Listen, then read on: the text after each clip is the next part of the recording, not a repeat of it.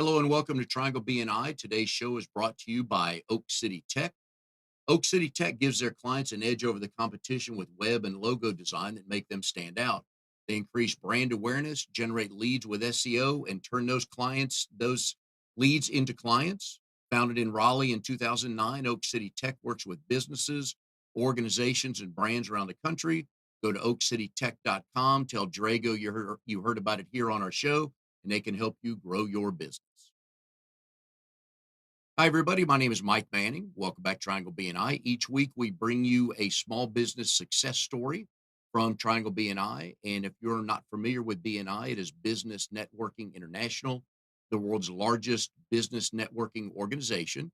Our little slice of heaven here in the Triangle, Raleigh, Durham, and Chapel Hill, have 30 chapters going strong, 5 core groups trying to get to the full group status, and almost 600 members each week helping each other out. Each group meets once a week, and we are basically a sales force for our fellow members, try to help each other grow our business. And our guest this week, Jake St. Peter, CEO and founder of Dear Ago Creative. Jake, glad to have you here today. Thanks for having me. Jake is in RDO8 Triangle Business Connection. They meet Thursday mornings at 8 a.m. at Lucky Tree Restaurant on Hillsboro. You are the secretary treasurer there. I am. And you enjoy that role? I do. Good with speaker rotations and Yeah. paperwork and So it's everything? not too difficult to do, and you get your dues comped, and just do a little work, and it's worked out very well for me. I'm very pleased. And you get the paperwork to Mary as she Absolutely. in time, and so you don't I'm get that Mary's email favorite back? secretary treasurer. You are. She tells me I that know. often. I was doing secretary treasurer stuff this weekend, emailing her, and staying busy. Well done. Dear Ago Creative, we're going to get into kind of everything you do from web development to WordPress, online marketing, all that good stuff. I know your photography. We're going to get into all that. So far, how's business going this year? Business is great. So I'm not sure if you knew, but I was helping a friend of mine bartending. And so I have that on my list for of about questions, yes. 2 or 3 years there, like 2015, 16, 17, 18, somewhere in there, probably actually 4 years. I was doing that part-time. And so 30 hours a week, roughly there for 3 shifts, because we open at 4, you don't get out of there till 4 a.m. Yeah. So now that I don't have that on my plate, it's been a lot easier to kind of come back and focus on my core business, which is Dear Ago. And you are a one-man band. Yep. To a point. Yep. Management of clients, all this stuff. Are you able to be creative enough as a one-man band? Absolutely. So that was 100% my vision and my goal. My previous company, Coal March Productions, we had about 20 employees there. Founded that in 2003 and sold my shares in 2010. It wasn't exactly what I was looking for, in a sense. Like, it kind of developed and grew on its own and kind of morphed into a very intense web application programming company. Myself, personally, I'm not a programmer. So it was kind of, it would get frustrating at times. For example, if like a deadline was missed or whatever, I couldn't just roll my sleeves up and spend the weekend finishing up the job. I had to depend on other people, to say, hey, can you please get this job done? And so after about 6, 7 years of running that, I read The 4 Hour Work Week by Tim Ferriss, and I started kind of wondering to myself, why am I doing this? There's a lot of overhead in running that company. I mean, it was costing me, I think, $60,000 a month Wow. in expenses from payroll, which was the majority of it. But I got to the point to where I just didn't necessarily need all of the people anymore, in the sense that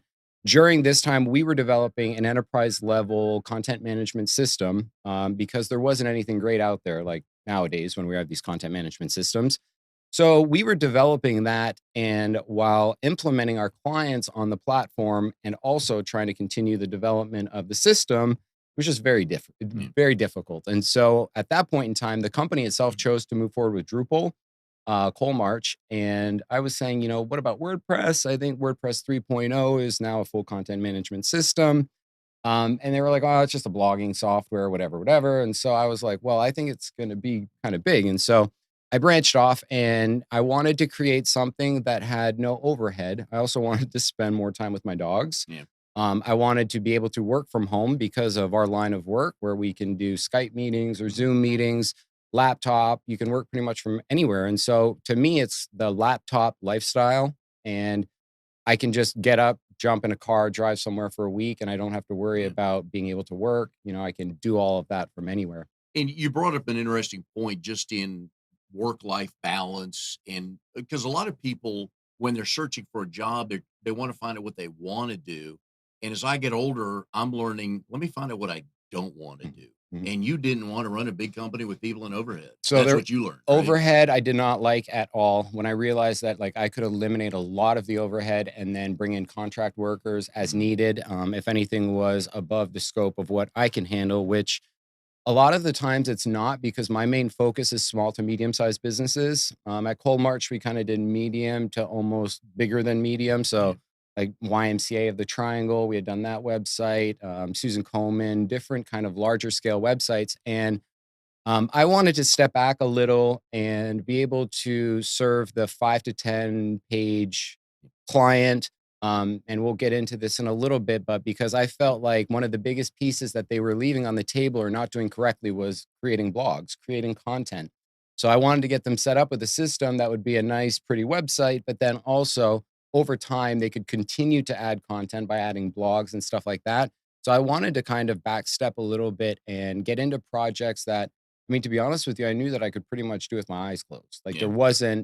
it's not very taxing, it's not very complicated. Whereas, some of those websites that we were doing were thousands of pages and a lot of Yeah. content. And so then also when you deal with scope creep and you deal with the project going over the hours that you thought it was going to take. Yeah. And so where I'm at right now, I'm very comfortable because literally it's like if the project goes over by a couple hours, I can Yeah. afford It's your to time. Yeah. Yeah. exactly. And nobody knows, Yep, right? correct. So between web development, graphic design, WordPress, online marketing, e-commerce, at your core, what are you? Of all those things you can do, at your core, what are I would say web design and SEO. So my background was I started in 1999 at gotickets.com you? in God, you're Cary, young. mhm, 1999? born in 1980. Oh, killing it. So at 19 years old, I went to UNC Charlotte. I was Mhm. there for 3 years, dropped out mainly because they had no program for me. I think you referenced drinking beer, majoring in beer and things on your website. Yeah. Mhm. Okay. Yeah, yeah, that's a whole other big part of That's the our second story. hour. Yeah, yeah, yeah, yeah. So I did a lot of partying in college, but I mean, my first year I had a 3.4 GPA. My second year I had a 2.8 GPA, and I think my third year was like a point 0.6. Mhm. I just lost all interest. I was Mhm. in my third year of taking psychology, sociologies. I was undecided mainly because they didn't have anything in web development. They had Yeah. nothing in graphic design.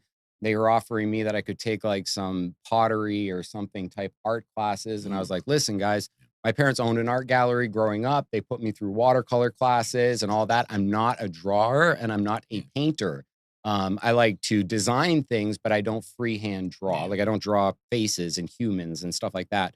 And so after the third year and just realizing at this point I'm wasting my time, money, and parents were like, look, it's time for you Yeah. to figure this out. So I came back to Raleigh and my mother worked in a building off Kildare Farm Road. And there was a kind of a little bit of a smaller type company as far as employees. There was only three or four of them, but they were a ticket broker and a sports tour operator. Wow. So at that time, 1999, they said to me, "Hey, listen, like we really want to get a website going and we want to start, thinking about selling tickets online." So I was all for it. Our first e-commerce website, was built in. Someone attempted to build it in ASP, and Okay, it you're talking over my head.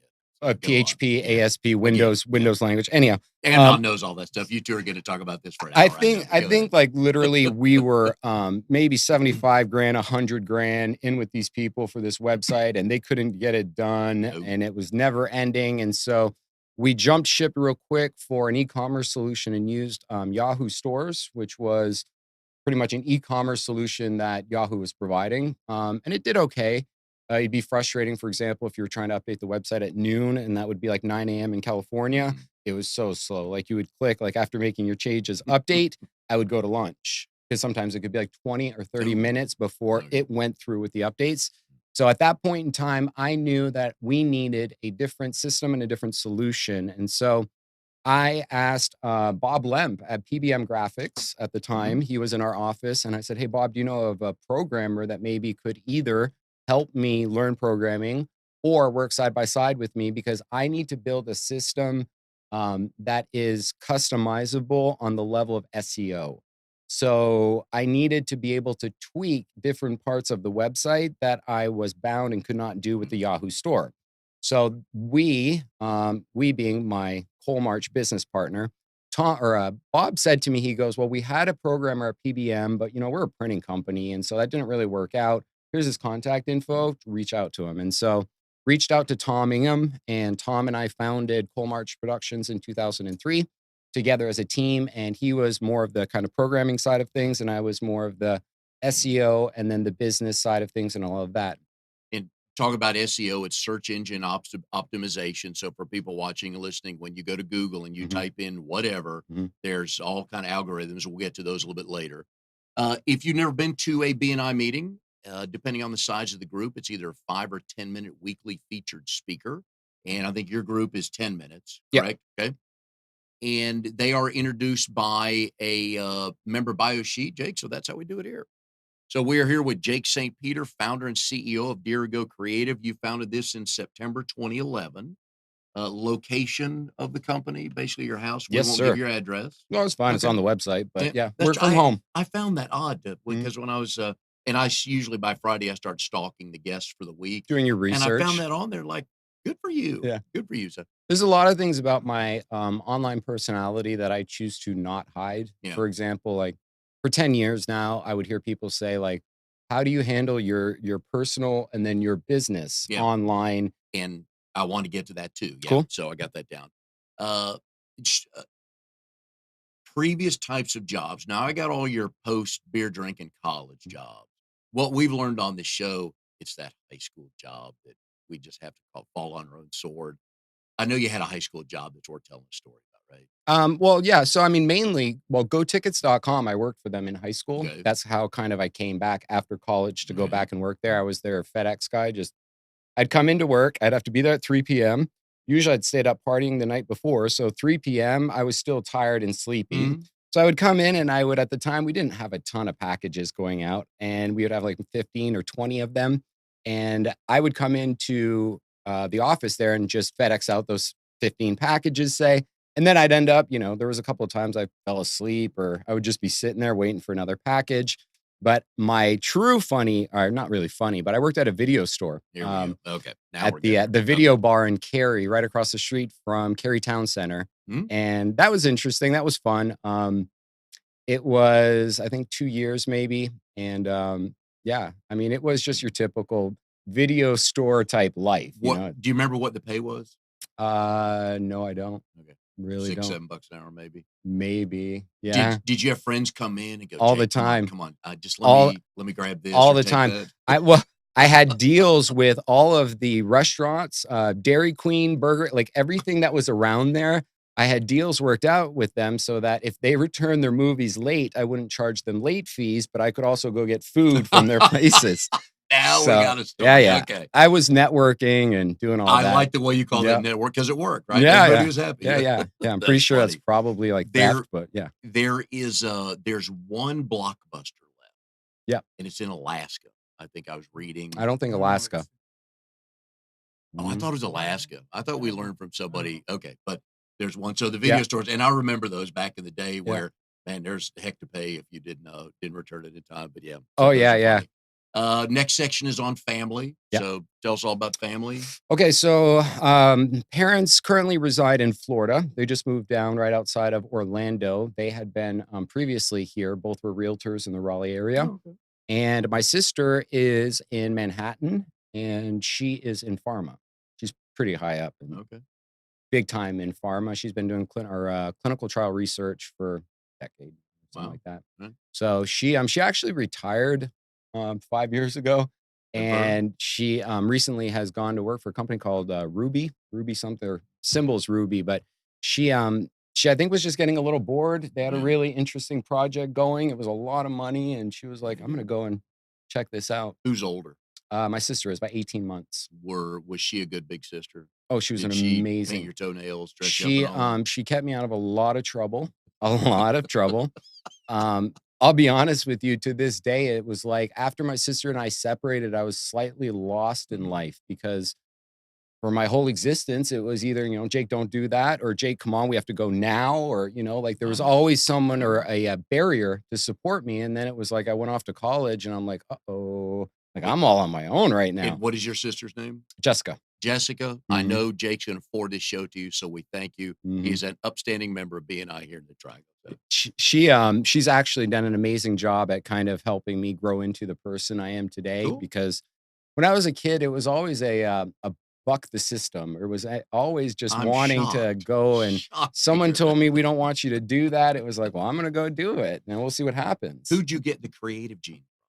I would say both of my parents actually. They were both entrepreneurs, first of all. Mhm, I grew up, watching them run, an art gallery in Montreal, which is where we grew up. mhm, And, I kind of got a lot of the business sense or the creative side and all of that. My dad also did a lot of photography. The joke in our family is that I borrowed his Minolta camera when I was like 8 or 9, and then, it disappeared. We have yet to find it. The joke still is to this day. It's like, well, maybe that piece that we're yeah. looking for is sitting with the Minolta camera somewhere. Did you in fact borrow the camera? Yeah, I'm 99% sure that I brought it to college, and I think it got stolen out of Yeah, my yeah, house, I'll thrown a go with par that one, one of so those parties or something like that.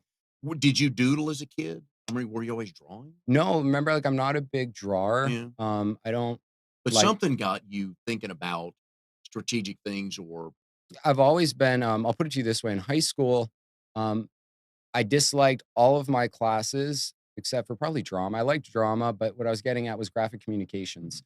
So in Montreal, we were fortunate that our high school, and it was very new. Actually, this was right outside of Toronto, but we had in the high school a shop class, woodworking class, hairdressing class, graphics communications class. And Mhm, so I really kind of flourished in graphic communications.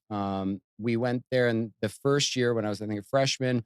We learned photography as well as development. And so we had dark rooms in there, and we would go out, we would take pictures, mhm, come back in, develop them.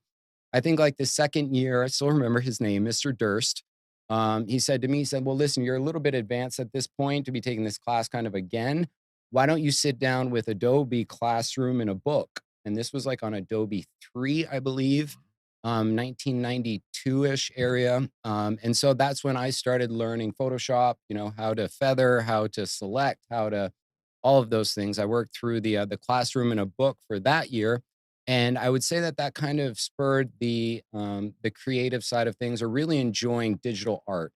yeah, Being able to, whether it was from at the time, I was really interested in video, but you couldn't. I yeah, mean, even if you did, let's just say that your parents could afford to get you a video camera, and let's just say that you created something great, who's watching it? yeah, It I was agree. like there was no YouTube, there's no internet, you'd have a VHS tape and you'd invite people over or go to their house and put it in their VCR. Like it didn't spread well. It was difficult to kind of get out there. And so when Every time I have a computer person on, Amnon, I have to ask, what's the first we always go to this. What's the first computer you worked on? And you two always whoever comes in here with Amnon, you gotta start laughing about going back. So what's the first computer I you think it worked was on? I think a Pentium 186. Is that possible? Wow, So that's in 19 He's young, yeah. remember? In Yeah. 19, like, I think it was about 87 or 88, I remember my mother would take me to downtown Montreal, and there was a gentleman named Peter who would build computers out of his basement, and so we had our first computer built, and the joke is to this day, and I remember, I believe we had either a 15 meg hard drive. It was 15 or 30 megs, one of the two. And it was starting to get full. And so Peter was suggesting to my mother and I that we look into getting a 30 meg hard drive. And I remember my mother and I going to sell this to my father, like, we need a 30 meg hard drive, but trust us, we'll never fill this up. Like, we'll That's never, in the ever. 90s, 80s, probably, yeah, late 80s, yeah. 80s. Okay. Yeah. Yeah. Or the What the last part of the bio intro, which is my second favorite question, is tell us something. Now, people are starting to get to know you by the end of the hour. They'll know you real well. What's something we don't know about you? Oh, what a BNI When question. you talk, I go off the sheet. I just have memorized the sheet. That's Yeah. what I read off of it. What's the last thing you mentioned when you did your last talk? So I was on a reality TV show in Here we 2011. go. Okay. Do Yeah. tell. So the show was called Centerfold. It was filmed down in Seaside and Watercolor, Florida, which is where the Truman Show was filmed. Actually, we would drive by the Truman House on our golf carts all the time. So we were down there filming for about 6 weeks. It was five photographers, five models, five assistants, picked to live in a house, the Mhm. whole real world type scenario. And we were all competing for the winner of the show would either get a spread in or their picture and whatever model in Maxim or an FHM magazine, one of those. And thankfully, the show never aired. I'm so thankful of that. Um, Mainly because, like, this is a continuous shot, right? Like, we're Mhm. not cutting up and editing what I'm We do not saying do and anything applying like that that. in other places. And so it was very difficult, for example, in like the confessionals, and they're asking you, all these questions. And every time I would just stop before speaking because I'm like, I really have to think this through in my head to make sure that what I'm saying can't be just audio clipped out, put in somewhere else. And it was a little kind of, they always say that reality TV is scripted or whatever. It wasn't really scripted, but there were parts of it that to me felt like they were borderline lies to create drama Yeah. on the show. Oh, yeah. Without a doubt. And to me, it was just like I didn't really appreciate human beings being treated that way. When you're actually kind of lying to somebody about what somebody said about them, and then they get angry and then go after that person, and now you're just pitting humans against each other for no Yes. reason. And I don't know. It I was like that. it Those was are the stories we want. it So, was well fun. done. It was definitely an experience, but I'm super glad that it never aired, because who knows how they're gonna make you The look, money you wouldn't know? have been worth it. No, not at all, not at all. We are here with Jake St. Peter, founder and CEO of Dirigo Creative. Triangle BNI is brought to you by Oak City Tech, where they help you reach your goals with proven technologies for increasing traffic, leads, and sales, and turning those into customers for you. When we sit with people in other businesses, we make assumptions that we know your Mhm. and we don't in general. We don't know anybody's world. We think we do, but we don't. What are the mistakes we think about what our website should look like before we call an expert? Like, where do we go wrong if we go to GoDaddy to make our own Um, GoDaddy. or a site like Sure. that? Yeah. So, I think one of the biggest mistakes that a lot of people do, and you kind of touched on it a little bit, is I go after functionality before Thank you. design. Thank you. I'll use an example. Let's just take Craigslist. I mean, Craigslist hasn't been redesigned in 15 years. It's basic as all heck, and it works. It does what it needs to do. And so, a lot of times, what I'll find is people are really concerned with how their website is going to look, but they're not prepared with their content. For example, they will come to me and they'll say, "Hey, listen, we want our website to look great. We want it to be easy to navigate. All these simple things that you're like, yeah, of course, that should be a given. I don't want to make it difficult for people to, navigate through your website. But a lot of times they don't have their content ready. Their content isn't prepared. And so, in my opinion, there's kind of on the base level, small business websites, you have two different types of people. You have the people that just need the website as a business brochure, a Mhm. digital type brochure. And then you have the people that want the business brochure, but they also want to rank in the search engines. Like they want to drive traffic from search.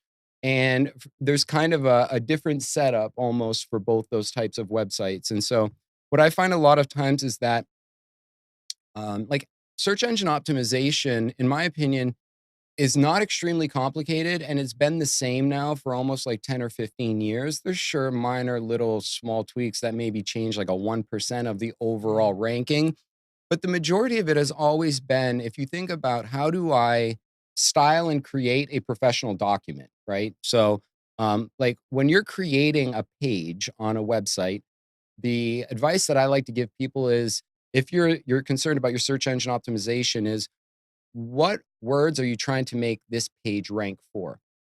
Okay. Okay, so I'll give you an example. Let's just use like my website, dirigocreative.com, and let's just use like my web design page under the services. Mhm. And so if you take just like that specific page, well, what do I want to rank for? Or what do I want people to be searching to then find this page? And so let's just use, for example, like web design Raleigh, 3 words, pretty Mhm. simple. And so if you're looking to SEO your page, it's pretty simple in the sense that you want the title tag of your page to be web design Raleigh. You want there to be an H1 tag, which is an HTML tag at the top of the page that has Raleigh web design in it. And then you want the words Raleigh and web design to be within the content on that page. Okay, gotcha. So we've got the title tag, we've got a good H1 tag at the top, which tells Google, like, this is the headline of what this page is, like the title tag. And then the keyword density that supports the title tag and the H1 tag. And then the last thing left after that are just the links Yeah. coming in. And so I just feel that, a lot of times people will say, want to do their own blogging, right, to Right. drive traffic. And then they're doing it incorrectly. And then in essence, wasting 80, 90% of all the effort that was put into it because they didn't properly SEO the page. So the keywords that they want to be on the page aren't even in the blog to a point. Correct. Okay. It'll be there Can I make once. it that simple that Mhm. okay, I got you. Or it's I not got in you. the title tag at all.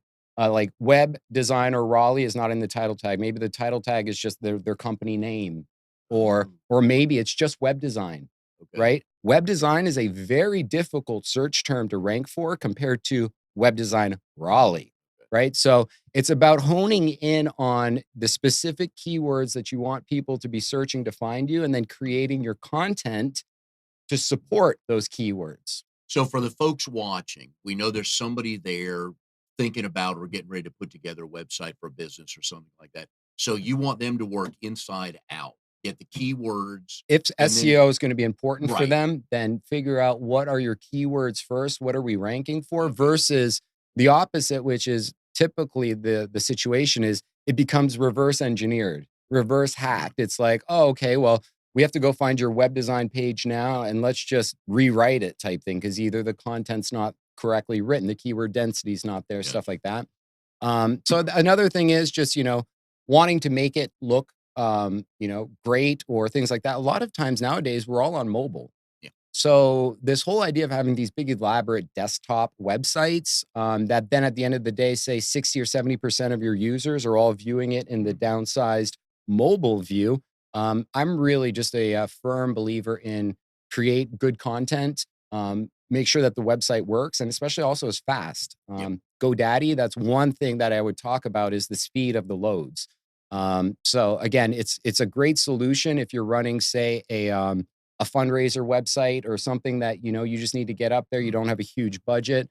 But if we're talking about this is your business, and you have to care about speed load times, who else is on that server with you? Yeah. So say for example, you and I are both at GoDaddy. We're on a shared environment, and you're running a good, nice, ethical business, and I'm spamming people or doing something. We both have the same IP address because we're on a shared server with one Okay. IP address. So you're kind of sharing the playground with all the other kids, and you have Okay. to hope that they're behaving, or else your IP can end up getting blacklisted, and then you're not in search engines, or your emails are bouncing, or Mhm. whatever, whatever. So shared environments Yeah. are a little dangerous in that department. And not to mention that to keep their costs down, you're going to be on like 5, 10-year-old servers that are just typically slower. Yeah. They're not beefed up boxes. Yeah. And so that's where I've found some of the kind of problems with.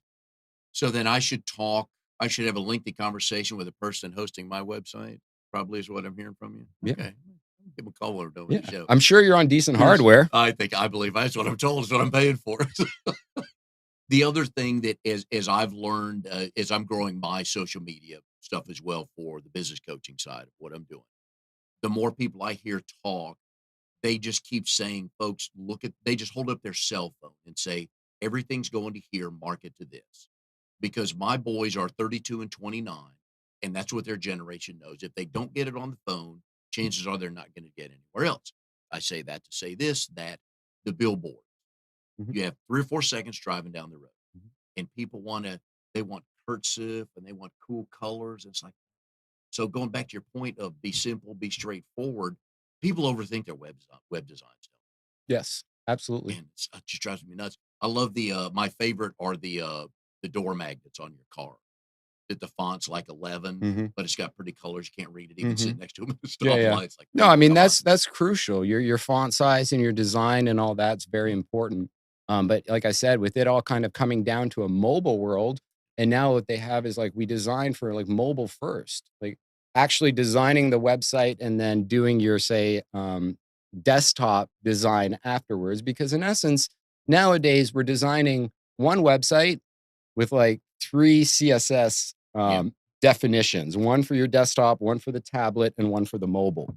And each one of them will take all the elements and either not show them maybe if you're on mobile Mhm. or rearrange them or and that's what we call responsive web designs. And that's kind of been, I would say since like 2010, maybe 2011, we've really been in a responsive type design world. Everybody's shopping on their phone, they're grabbing information on their phone, they're listening to audio, Mhm. they're watching video on that, so it's gotta be set up for the I just tell people, just whatever you do, just think about the phone. If Mhm. it works on Yeah. phone, it'll work, so. Yeah. Mobile friendly and mobile first. Yeah. Favorite if you could do It all over media again. What no, would no, I? no, no, Okay. no, no, we don't get there, you're not that old yet, so, yeah. If you could do internet, media marketing, content, all that good stuff for any celebrity, who would it you could be their digital no, no, we gotta think bigger. We gotta think Man, bigger. that While is a good choice, we have to think bigger. that is a great question. Um, And it can be anybody. Give me 2. Can't narrow it down to well, 1. Give me 2. it's not even that I have so many. I'm trying to even think of like who the one would be. Um, I've done a couple of like celebrity things. Like I've done some work for Scott Harwell with Smash Mouth, and I've done some work for we did the bass player of Smashing Pumpkins Mhm. website. And um honestly, I think lately it has become more of like a who do I want to do it for? And not in the sense of for the celebrity aspect of it or for the Yeah. glitz and glamour. Like lately I've been pushing or I want to go after dog rescues. You know, Yeah, I know that. it's Yep. about it's Yeah. about providing my talents or my services to people that appreciate it Yeah. versus living in the dot com world, especially from the late 90s, Mhm. when the dot com bubble was happening. And I just felt all this pressure from the money people coming in trying to squeeze like the last drops of blood out of the internet. It was like, we'll create a website selling toilet paper, just Mhm. weird things. And I just felt like it was all coming in for financial gain, and it didn't really care about, say, who the devs were on the team. It Yeah. was all about how can we get this done for the cheapest and then get rid of those people so we don't have to continue paying them. And it kind of just left a little bit of a bad taste in my mouth. And so I like to work with nonprofits. Yep. And typically speaking, it's not even like they don't have any money. I mean, a lot of them, I've worked with clients before in the nonprofit sector that it almost bothered me when the phone calls came in saying like, we've got X amount of money that we need to spend before the end of the year, or we're going to lose it. I know, love those. And then Love it's those, just yeah. like, okay, so now we're just creating Yeah. and wasting money. Oh, Like yeah. you don't even necessarily really need this, but we're going to do it just so that you don't. And that They I don't want the know. budget money for ne allocation for Absolutely. next year. That's why Absolutely. And they're they know doing if they that. So, don't spend yeah. it, they're not going to get it Oh, next yeah. year. And that's where I kind of wanted to start helping people that, really Yep. needed it. Yep. And looking back from, I guess, going all the way back to the ticket company, Mhm. what's the what's the account you've had most fun working on for whatever reason? The account. Yeah, the most fun working on, be it you were allowed to be creative, you were in charge of it, Um, it hmm, was a cause close to your heart. yeah. Well, Susan Komen was for a while. Yeah. Then they got into that whole how they were appropriating funds and all Mhm. that. I mean, but there's a lot of nonprofits that are in that boat right now. Um, I really enjoyed that one. I think that one of the cool ones that we did for bicycle playing cards was we built a website for them that allowed for you would buy the box in the grocery store, wouldn't have any cards in it, Of what kind of cards? playing cards, Okay, gotcha, and gotcha. then you'd bicycle. And so you'd get home and you would go to the website that we built. You would upload whatever picture that you wanted, and then they would send you your Oh, deck of cards yeah. with those pictures on it. That was kind of cool.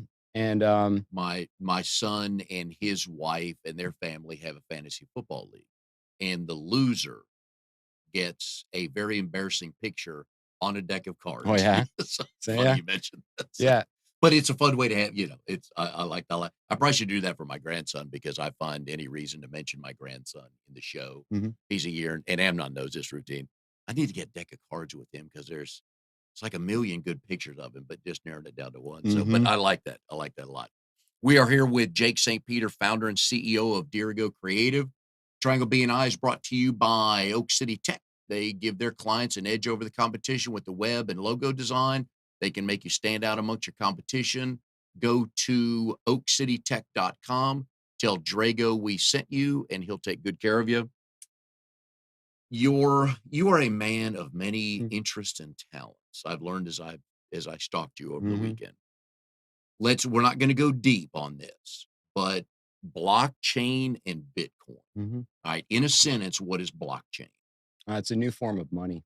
Okay. In a sentence, what is Bitcoin? Okay, I'm sorry. Yeah. Well, Bitcoin is a new form of money. Right. Blockchain is the technology behind Bitcoin. Okay. Bit for people who don't follow Bitcoin that often, it sounds like a scam because if I remember right, it doesn't exist.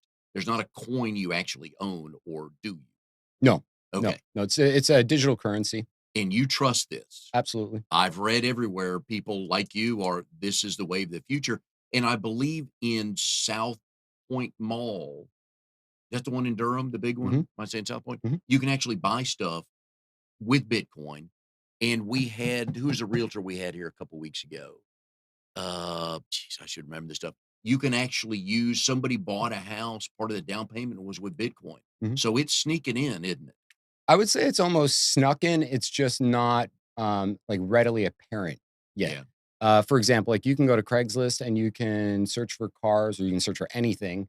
And there's a Oh, you checkbox can. that says, cryptocurrency accepted. Okay. So there's a guy in my Bitcoin meetup group, Steve Jeffress, and he did a plot mashup of all of the Craigslist ads and how many of them were accepting crypto. And so don't remember the exact statistic right now, but it is still pretty low. I mean, it hasn't kind of reached a global, Yeah. level, but it's getting there. And it's slow by, it's baby steps, kind of in the sense that a lot of people, for example, at first were like, "Is this safe?" or whatever. Yeah. Well, here we are, 10 years later, and it's still going strong. Still been running every single day. Never been down. Um, I feel so strongly about Bitcoin the same way that when I was in my teens, I felt about the internet and e-commerce. Uh, Um, if not more, because the internet, in my opinion, at that point, it was brand new and no, it yeah. was setting up its base. Now we already have the base. It's not going to take, say, for like the internet, it took it, in my opinion, about 10 years for it to kind of reach the masses where people were emailing and stuff like that. Now we already have the foundation laid, all of Okay. the information we can communicate. So what this brings us is a new form of money that's easily transferable. There's none of this, printing more of it. There's only Yeah. 21 million. There will only ever be 21 million. There's about 85% of the Bitcoins are out right now. So it's like 18 million roughly are out. There's another three left to come out, but that won't happen for another 120 years. The Yeah. last Bitcoin will be mined in the year 2140. But at that point, you're not even mining a full Bitcoin every 10 minutes. They're mining like, there's 100 million Satoshis, which is like a penny. There's 100 million of them in a Bitcoin. Okay. Towards the end, they're going to be mining like 5 or 10,000 Mhm. Satoshi. It'll Yeah. be a very small amount. But it's coming, and something for at least people to look into if they're curious about that. I think it's going to be like for right now, it's a great store of value Okay. because it is somewhat correct. I mean, like I can't go right now to McDonald's and pay in Bitcoin. Mhm. But when I said that there are kind of roundabout ways, like for example, on Cash App, which is owned by the Twitter guy there, Jack Dorsey, and Square and all that, they sell Bitcoin on the Cash App. So it's literally on Cash App, two sides. On the left, it's US dollars. On the right, it's BTC, Bitcoin. So you have two accounts. So let's just say that I had, some Bitcoin in there and I wanted to go to McDonald's right now. I can literally just sell the Bitcoin on my phone. The money appears on the cash side, and then I can use my Cash App card. Okay. So there are kind of roundabout ways. There's a coin that allows for you to buy Amazon products for about 20% off, what Amazon is selling them for. Really? So whether or not these people have stolen Amazon cards or that Turks and what Mechanical Turk by Amazon, where people get paid in Amazon cards and maybe they sell them back. But the reality is, if you're buying, say, a $100 product, you go and you buy this altcoin, whatever it is, and then you purchase it through there, and it's like they make the purchase over at Amazon and then send it to you or something. But in essence, you're getting the Amazon product for roughly like 15 or 20% cheaper. And you can go, there's a website now online that shows all the places that are accepting Bitcoin. Yeah. I think that one of the big changing factors will be with Jack Dorsey with Cash App. He's a huge supporter of Bitcoin.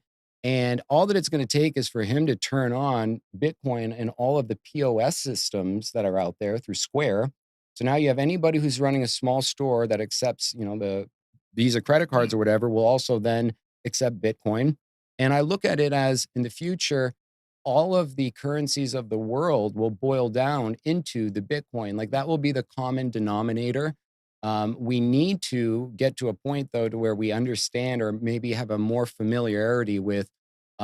We understand like, okay, well, if I'm going to go buy something that's one Bitcoin, I understand that's one Bitcoin. But when Yeah. you start talking about Satoshis, Yeah. like I Yeah. think like 10,000 Satoshis is maybe worth $1 or something like that. Like you have to start becoming Yeah. familiar with those. And you mentioned Square. If I've got this right, if anybody's had a vendor, a mobile vendor, or gone to a store, it's a thing that goes in your phone that they swipe your credit card through. That's Square. Mhm. So if anybody doesn't know what that was, that's what that is. So real quick answer on this one, and we'll move on. But I do find it interesting. Could you retire one day just off your holdings in Bitcoin? I hope so. Okay, good for That's the you. plan. All right, I like it. Mhm. Where can people find you on social media? Jake St. Peter, all one word, JAKESTPETER, literally on Twitter, Facebook, Everywhere. YouTube, everywhere. Excellent. It's Jake St. Peter. He's a good follow, folks, because he's into everything: photography, web development, graphic design. Tell me when I first met you, you were with Isogenics. Mhm. What is that? So I still do Isogenics. Yep. Isogenics is a health and wellness company. I'm the type of person that I really don't like to eat. Like it's really every day, it's like you have to go acquire the food, you got to prep the food, you have to eat the food, you got to clean the food. Like it's just a whole process. And when you live by yourself, half of the time the food goes bad Yeah. because I haven't eaten it fast enough or whatever, whatever. And so a lot of times, like even back at Coal March, it would be like 1 or 2 p.m. and we'd be like about ready to faint, pass out. We're like, let's just go eat anything at this point. Like it doesn't matter. And so I always just really struggled with, 3 times a day trying to either find the food or find and eat good, healthy food. Like that's just so impossible to do Yeah. nowadays when you go out to eat to try and find somewhere that's healthy. And so in 2015, I got on Isogenics. I lost about 30 or 40 pounds. And I've kept it off because mainly I just drink 1 or 2 shakes a day. It helps That's make, it? yep, yep.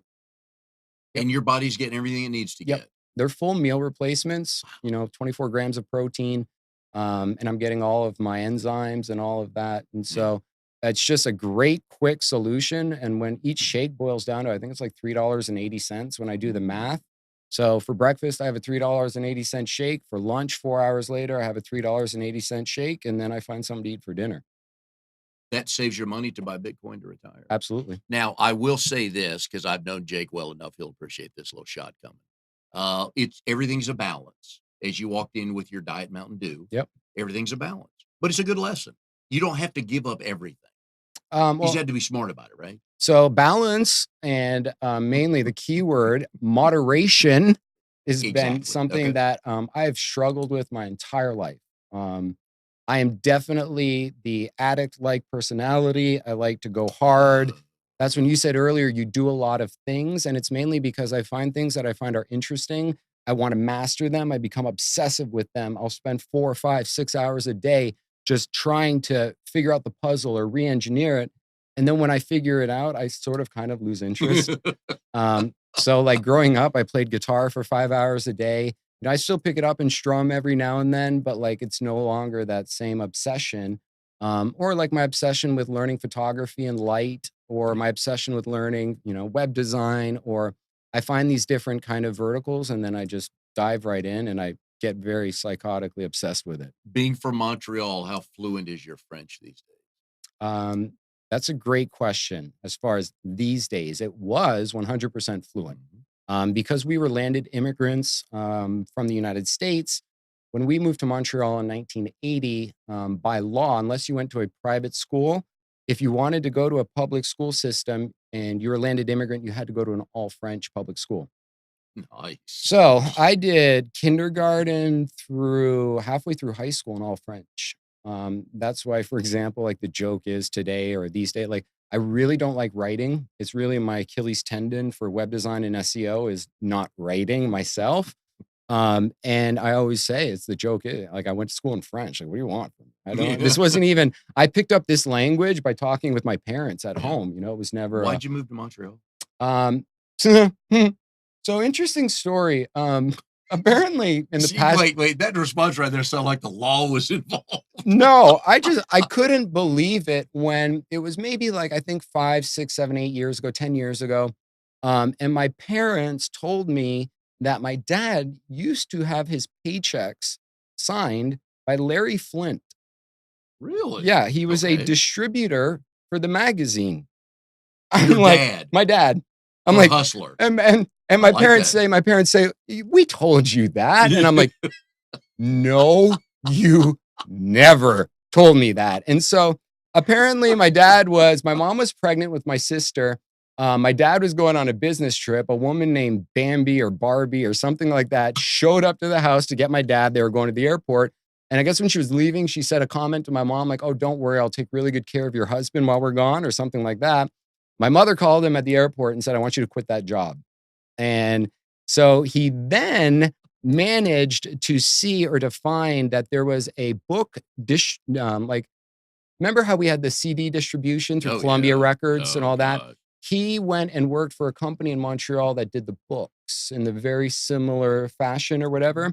And because he was from Maine and he had college in French, because in Maine, there's a lot of Uh-huh. French in and Yeah. around there. And then in college, he took French as well. Um, he was a perfect fit for that position. And so Mhm.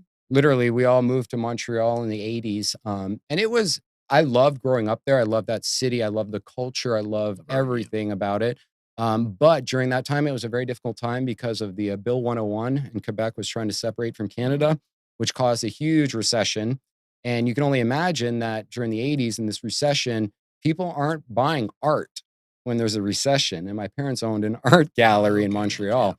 So towards the end of the 80s there, it was getting pretty tough. And I think our house was on the market for roughly about 5 or 6 years before it finally sold. And as soon as it sold, we beelined it to right outside of Toronto, in a little town called Peterborough. And then, like, literally, we were managed to get out of there, spent a year or two in Peterborough, and then we moved back to the US. Wow. And we picked Cary because my dad's sister was in like Greenville, South Carolina. Yep. She said, I keep hearing a lot of good things about this Cary place. And so my parents came down, they visited for a weekend. My sister and I threw one hell of a party at the house while they There were you go. gone. And they came back and they said, we found a house and we're moving. And I yeah. enjoy having, well, I love doing this show. So every week I learn something, and I always like to find a guest that's a first of something. And I think you're the first one with ties to distributing Hustler magazine. Mm, So glad to have you on the show. They never get your I no, know. Yeah. when you were a kid. no. If you, I love the parents. "Oh, we told you that, Yeah, right? you knew that, right? And it was right around the same time because I was assisting 2 or 3 different Playboy photographers down in the Virgin Islands in like 2009, Nice. 10, 11. That's how I got on the reality TV show Yeah. was, a guy from Toronto had come to the Virgin Islands. They were week-long nude work Photoshop or, workshops. The models, not the photographers. Correct, Okay. yes. So So you got you're like fully clothed yeah, working. I was Okay. All right. clothed. But so there was a lot of kind of connections made in that department, especially as far as the people that were coming in to take the workshops. You get a Yeah. lot of kind of wealthier men from all across the country and the world. So yeah, there I was bet. I think that's roughly around the time to where like my mother was like, well, your dad used to work. And I'm like, what? There's your next scheme right there. Get all the rich guys, fly them in, and Yeah. do photography. Nope. Oh, Nope. yeah, that's true. Mm, All right, now I'm going to come back to a question I asked you earlier when yeah. I asked you which celebrity. Okay, I don't want money's not money doesn't matter. Political status doesn't matter. What you want to get out of it doesn't matter. What brand would you love to sink your teeth into to have fun promoting? Bitcoin. Okay. I mean, and I say that really quick like that, somewhat as a joke, but somewhat seriously as well, because in the back of my head, all that I was thinking is what's going to change the world?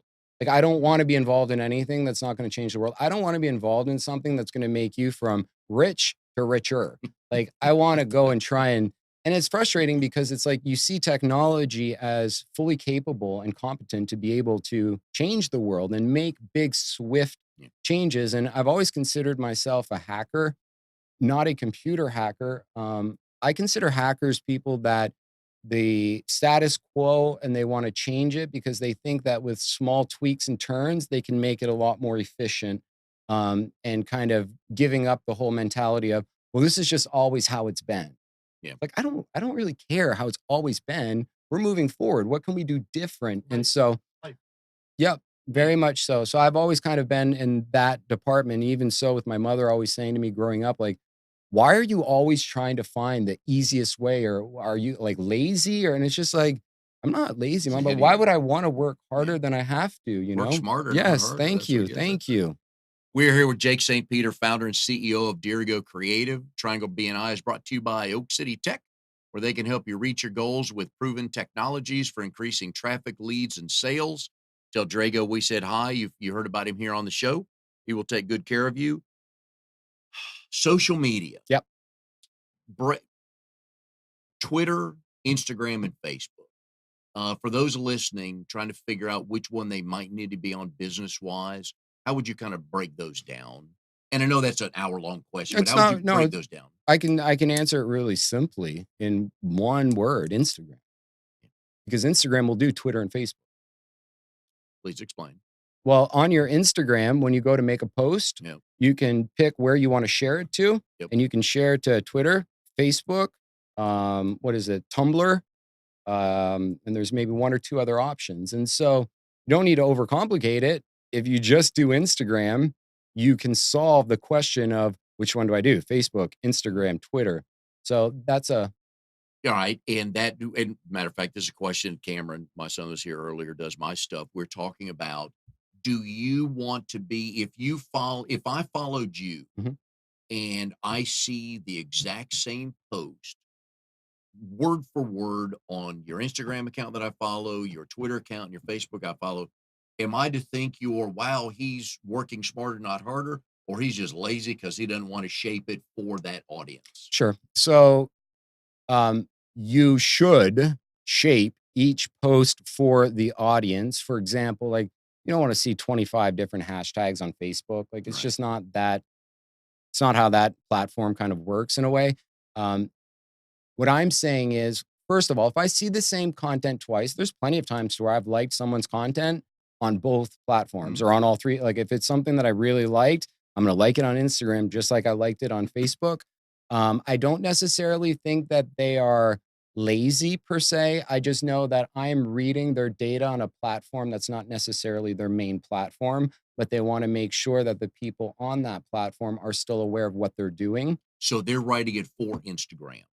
It's what they're doing is tailored for Instagram. It just happens to show up on other Yeah, so platforms. me, for example, like when I do a social media post, the majority of the time I'm going to do it from Instagram. Mhm. I'm going to do it from my computer, actually. On a Mac, there's a program called Flume, Flume, which allows for you to make all of your Instagram posts from the actual desktop, Ooh, which is nice because you can mhm. use the, typing and all that. Um, and then once I share it out, I will then come back to Facebook and I will massage the post in the sense I'll clear out the hashtags. I'll maybe add the location if I didn't already in Instagram. I'll tag people if I Yep. can tag people. So I kind of started from one area to just get the meat and potatoes pushed out, and then I can kind of massage it in the different platforms. And for those people listening in the 55 and plus age group, which I'm in, when we talk about platforms, that's just a simple word for Instagram's a platform, Facebook's a platform. So when you hear that word, that's what it means. How do you're in this world, you know this very well. How do you, when you follow somebody on Twitter, Instagram, all that good stuff, how do you know they know what they're doing by reading their post? What what word or phrase or just the style tells you, you know what, they know what they're doing? So a lot of above that, usually a lot of times I'll look at the ratio of their followers versus following to get a sense for anytime I see somebody on Twitter or Instagram that is following 20,000 people and has 20,000 people following them, to me, I'm just like, what is this? Is this just you follow me, I follow you type Uh, thing? Or you'll see people, and this is pretty common. I mean, it's very affordable to go out and buy 10,000 crappy followers, you uh, know? So I, a lot of times, like some of the first things that I look at is how many people is this person following? Like, I like to see that they're following 250 people, but have 25,000 people following them. You know, it shows to me that they're not just following anybody and everybody. I mean, you really want to kind of hone in what you're following so that your content is engaging and not just following everybody. do you like a good mix of personal and professional to Love it. kind of get to know the person? I love it. And I ask you that because last night we all have our favorite B-list movies, and mine is Streets of Fire. Don't know it. Oh, love that movie. It was these were these people before they were. Diane Lane was in there, Rick Moranis was in there, Willem Dafoe, Bill Paxton. Okay. It's a B-list movie. I think it cost 13 million to make and grossed 8 million, but stuff like that. So I posted yesterday, hey, we all have our favorite B-list Hmm. movies, and I just put the picture out there of Hmm. the art cover Hmm. and just having some fun. So you like when people you want to get to know who you're following to a point. I want to get to know who I'm following, but I also want people to get to know me. And I hate um, faking, or I hate trying to put on a facade of, either, oh, I'm perfect, my life is great, look at Uh, how happy I am every day and all Jeez. that. Like, I truly enjoy digging deep and pulling out some of the dirtier stuff like addiction, or whether all of these topics that we don't necessarily like to talk about, but we know that everybody's dealing with it one way or another through an immediate family member or something like that. And so I like to kind of keep a rule of thumb or a ratio that I kind of like to go by is like a 14 posts per week. I was just gonna ask you. Okay, keep Having talking. Yep. having about 4 of them being like really hardcore sales posts. Like, here's a website that I did, contact me if you need a website done type thing. Mhm. But making sure that in between there that it's a lot of non-work related stuff. People don't want to follow somebody to just be sold to on every single post. It's like, you know, um, wine and dine me a little, like entertain me somewhat. I And like so that. I Yeah. feel that by creating a good mixture, and then I hear it all the time. People say to me, like, I really appreciate your honesty. Or what I hear all the time is people talking about, well, what posts are really working for them. And they find like the posts that they're vulnerable Yeah. in, the posts that show that you're human, that, you make errors as well. And so I like to keep a very just kind of open revolving door. And I've never tried to hide or split up my two different personalities from my private life to my work life. I know people that run two different accounts, Yeah. their personal account and then one for, and I'm just like, just be you. But you have a personal business page and a business page. You have Um, jakestpeter.com, yep, and then you have Dear Go Creative. yep. Why? And what are the goals for each of those? So the goal is like, and especially I can touch on another third example, one that I don't use at all, which is Jake St. Peter Photography. Mhm. Mainly because I started thinking to myself, I'm diluting my brand here. Like, Mhm. why, what am I trying to hide over there to put over there that I can't push out on my own personal stuff? Then I started feeling like it was like duplicate content. Like, I'd post to my personal page and I have to go share it on my photography. Like, if it was photography related post, I would post it on my page and then share it on the Jake St. Peter photography page. And it was just too much. The reason why I have like Jake St. Peter and Dirigo Creative, because Dirigo Creative might not always be just me. Um, it eventually I would love to be able to, one of the reasons why I liked the work from home concept was for the mothers and like the veterans, Mhm. like all these people that either they can't drive, or they're confined to an area, they can only work a certain amount of hours per day. How that this would be a very good solution or a very good opportunity for them to be able to contribute to. And so long term, I see that kind of being more of a group or a collective.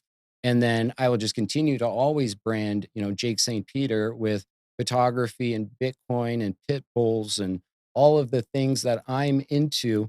But Dirigo itself, being that it was a web design, multimedia, graphic communications kind of company, I just decided to go. And the funny story is, Dirigo was my parents' art gallery name.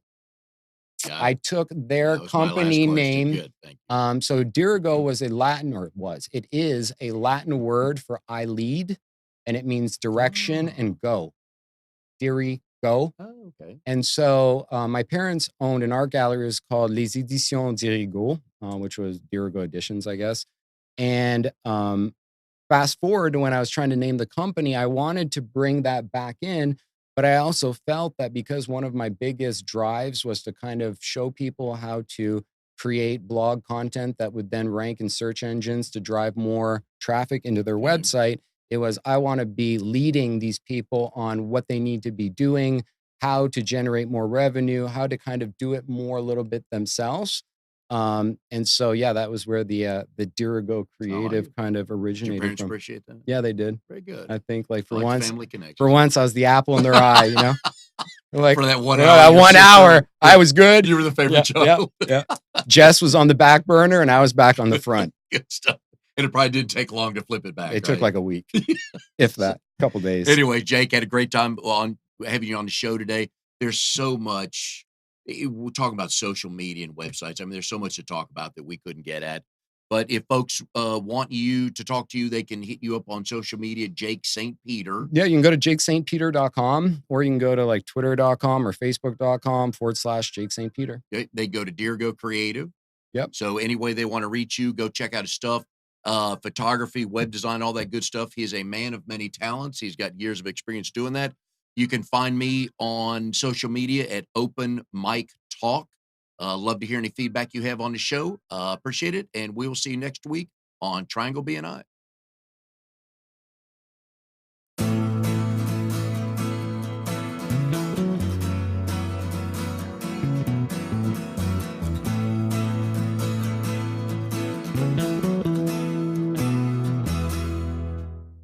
You are tuned to the Nissan Communications Network. If you tuned in too late, you can always watch each program in its entirety or download an MP3 audio file of it in the archives section at nissancommunications.com. Don't forget to subscribe to our YouTube channel, follow us on Twitter, and like us on Facebook. Sponsored by Telestream's Wirecast software, StreamingGear.com, Carolina Apparel, and DeltaForce.net.